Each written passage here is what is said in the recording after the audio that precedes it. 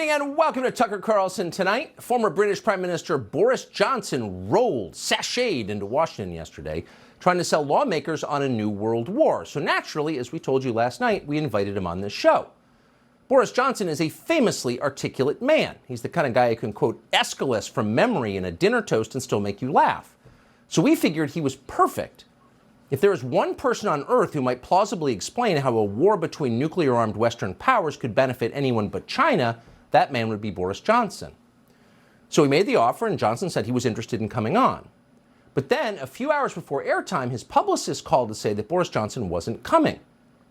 And that meant that Boris Johnson, reputed to be the smartest leader of any English-speaking country in the world, did not want to publicly defend his position on Ukraine. He was afraid to take questions about it. We found that disappointing. Not just because we had assumed Johnson was more impressive than that, but mostly because it is a subject that badly needs to be debated, and soon. Millions would die in the war that Boris Johnson is promoting. The public has a right to know, why are we doing this, before it starts? And as you can probably tell, it looks like it's starting very soon. So that was our experience with Boris Johnson yesterday. Given all that, we were shocked, actually shocked, this afternoon to see Johnson show up at a neocon think tank called the Atlantic Council and say this. I've been amazed and horrified by how many people are frightened of a guy called Tucker Carlson. Has anybody heard of Tucker Carlson? What is it with this guy? All these wonderful Republicans seem somehow intimidated by his perspective. All these cowards in Washington are afraid of this show, Boris Johnson said derisively. Yet somehow he never mentioned that he is one of them. Again, we had just invited Johnson on this show hours before he said that. It was remarkable and remarkably dishonest. We knew that Johnson himself was a coward. We watched during COVID as he transitioned into a terrified old woman. But we had no idea he was also a liar. We should have known. There is no popular support in this country or in any country in Europe for what Boris Johnson is now pushing. The overwhelming majority of people understand that a third world war would mean the destruction of the West. They don't want that. Why would they want that? They live here. Only the Chinese government wants that. And yet, despite that total lack of popular support, it looks like, as of tonight, we're going to have that war anyway. And that war will be waged, connoisseurs of irony will be delighted to know, in the name of, quote, democracy. We're going to have a war for democracy that nobody voted for or wants. Shouldn't we have a popular referendum on the war for democracy? No. It's almost hilarious, really. But it's sad, too, and you've got to wonder how it happened.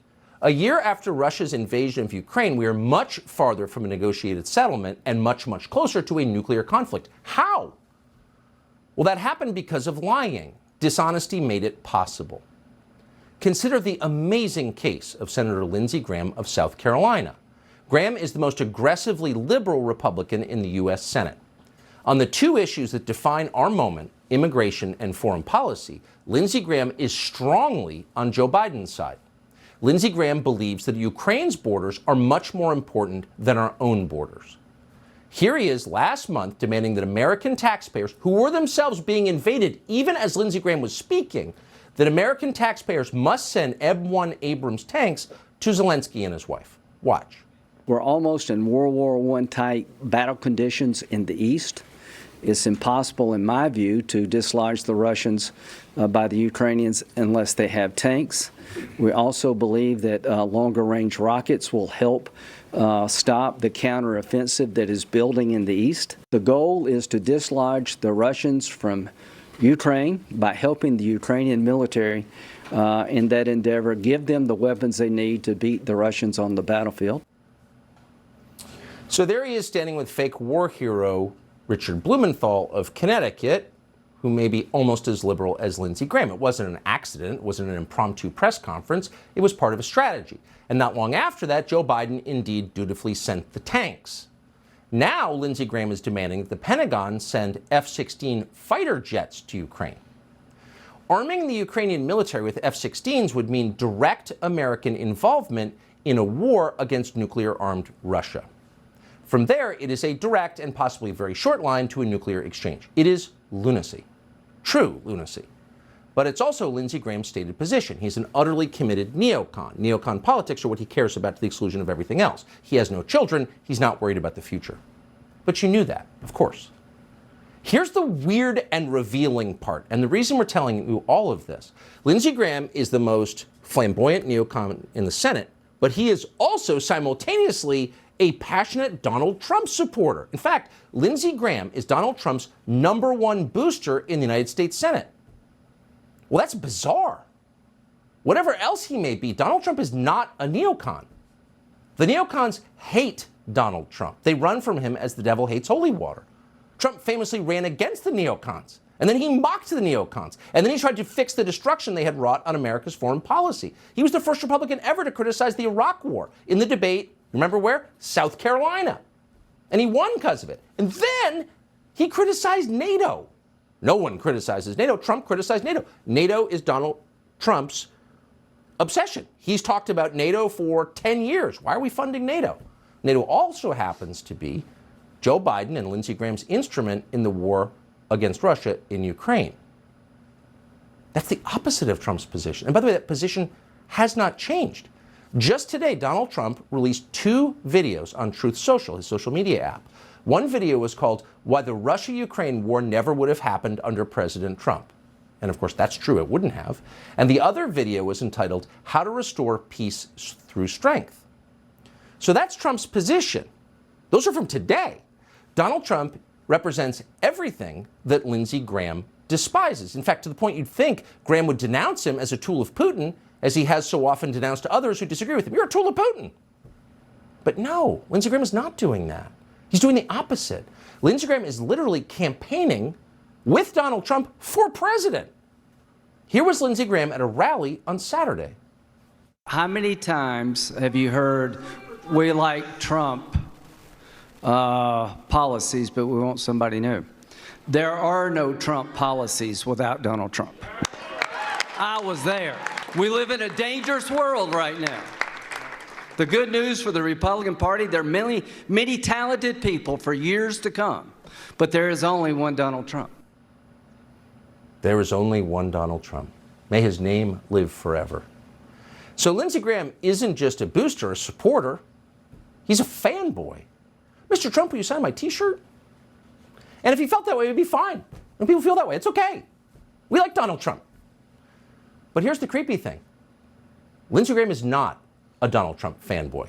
Lindsey Graham is an enemy of Donald Trump. And we know that not from what he says, ignore what they say, watch what they do. Always. This is the same Lindsey Graham who spent 4 years when Trump was president trying to undermine Donald Trump's biggest priorities on the biggest issues, immigration and foreign policy. At one point, Lindsey Graham said Trump's border wall wasn't real. It was a metaphor for border security. Oh, a metaphorical wall. He didn't want Trump to build an actual wall that would prevent actual people from invading an actual country. He wanted a metaphor. Okay, how'd that work? 7 million people later, not very well. Metaphors don't secure your country. And then on foreign policy, Graham became apoplectic when Trump said he wanted to withdraw troops from Syria. He called that decision, quote, a big win for ISIS, as if Trump was on the side of ISIS, as if Trump was supporting snuff videos. Right. So you know who they are inside by the nature of their attacks. Are the attacks fair? Or are they ridiculous slanders on your character? Low people launch low attacks. And then at the height of the COVID pandemic, Lindsey Graham promoted sending billions to Pakistan, not to Baltimore, to Pakistan, because we need to help women open up bank accounts in a country where, quote, life is pretty tough. Oh, like it wasn't pretty tough here.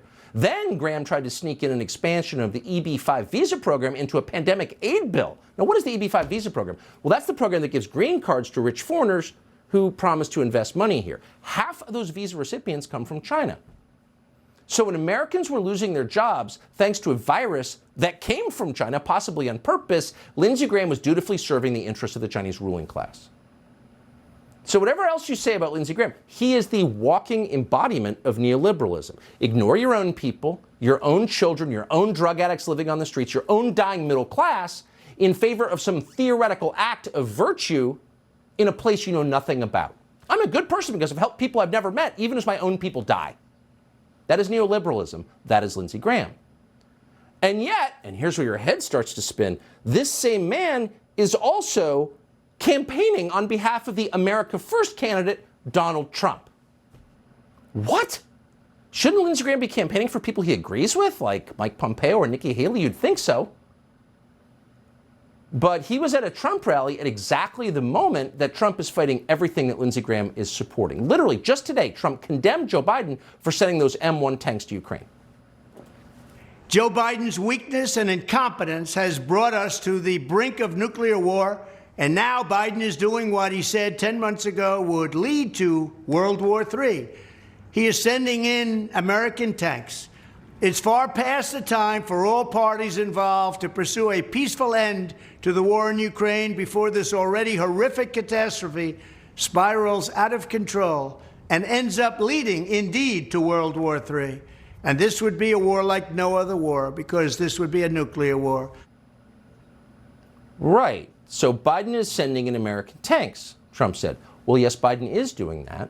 And he's doing it because Lindsey Graham and a whole lot of other Republicans in Washington, but most prominently Lindsey Graham, gave Biden the cover he needed to do that. So again, for the fifth time, what the hell is this? Why is Lindsey Graham on stage with a man he disagrees with on everything and apparently doesn't even like? Simple. Lindsey Graham believes that Trump may get the Republican nomination, and he is trying to control Donald Trump through flattery. Not through argument or with facts and reason, as you do with adults, but with false praise. These are the politics of the late Ottoman court transplanted to Washington. Tell the ruler what he wants to hear so that you are free to subvert what the ruler wants. There is nothing uglier or more demeaning to all involved. Or, by the way, less democratic. There's nothing more sinister than a flatterer. If you have a choice between a man who wants to punch you in the face or a man who's willing to tell you a lie and claim you're great, choose the guy with the cocked fist every time, because you are less likely to get hurt. Pedro Gonzalez is the author of Contra on Substack. He joins us tonight. Pedro, thanks so much for coming on. I don't know why. I mean, I'm not particularly smart. This is the most obvious thing I've ever seen. I don't know why no one says so out loud. I'm not even attacking Lindsey Graham for having his sincere views, which I think are sincere. I think they're wrong, but I think he means them. But I just can't believe that he would be on stage campaigning for a guy he despises. What is that? Yeah. No, I think you're right, Tucker. I think it's flattery, but it's actually extremely pernicious, because guys like Graham can fly it under the radar precisely because they're viewed as bizarre and effete, but ultimately harmless. But that's anything but the case. Lindsey Graham is a snake who has built his career on selling out America. I mean, you just look at the donors to the leadership PAC that he founded. They're mostly defense contractors. And so it's no wonder that he's a booster for the war in Ukraine. Now, he won't fight that war because he doesn't want to break a nail, but he's happy to sell out the American national interest to Lockheed Martin and that European panhandler Zelensky. But this is a fundamental problem. Again, it's not something that you can just say, well, you know, it's Lindsey Graham. How much influence can he have? Well, a lot. That proposal that you mentioned about the EB-5 proposal, the EB-5 visa giveaway that would mostly go to wealthy Chinese investors, that got traction because Lindsey Graham was working on that with the Trump White House. And the only reason that proposal died is because it happened at the same time as the coronavirus. You can't do a Chinese visa giveaway at the same time that you're talking about the China virus, right? So the influence that people like Graham can have through transactional politics, through flattery, dilutes the America First mandate and ultimately subverts it. Boy, is that true. Sad to see, too. Pedro Gonzalez, thank you for joining us tonight. Thank you. We should say, this is a Fox News alert. We're just learning the FBI has searched Joe Biden's vacation house in Rehoboth Beach, Delaware. Fox's Trace Gallagher has that story for us tonight. Hey, Trace. Hey, Tucker. The White House called today's FBI search of President Biden's Rehoboth, Delaware beach house a, quote, step in a thorough and timely process, but some say the word thorough is debatable. We know today a handful of FBI agents searched Biden's beach house for 3.5 hours, but you might recall the search on Mar-a-Lago back in August took all day. and was conducted by 30 FBI agents. And when the White House calls today's search timely, it should be noted the classified documents at the Penn Biden Center were found back on November 2nd, meaning it's taken the DOJ 3 months to get to Rehoboth. And remember, after classified documents were found at Biden's Wilmington, Delaware home a few weeks ago, the president spent that weekend in Rehoboth. And while the FBI did not find classified documents at the president's beach house today, they did remove some materials and notebooks for, quote, further review. Legal analysts say it appears the DOJ wants to see if any classified information may have been transferred or written about in those notebooks. Meantime, despite the White House repeating ad nauseum that this process is transparent, we still have zero information about what the classified documents contain. All we know is that none of them were safely secured, although the White House might soon argue the documents were held inside a SCIF, which normally stands for Sensitive Compartmented Information Facility, but in this case would mean a 67 Corvette indoor facility. Tucker. Amazing. You don't want the FBI at your beach house. That's just a rule of thumb. A lot of us live by the great Trace Gallagher. Thank you so much for that. You bet. So we should say at the top, we're pretty tough on Boris Johnson and Lindsey Graham, both of whom have redeeming qualities. And really, to some extent, it's not personal. Here's the point. We're moving towards something very, very serious, and there's no debate about it whatsoever. It just so happens, for whatever reason, this is one of the only places in the media that has raised questions about this coming war. Not because we love Putin. It has nothing to do with Putin. It has to do with America. The question is this good for America? And if so, how?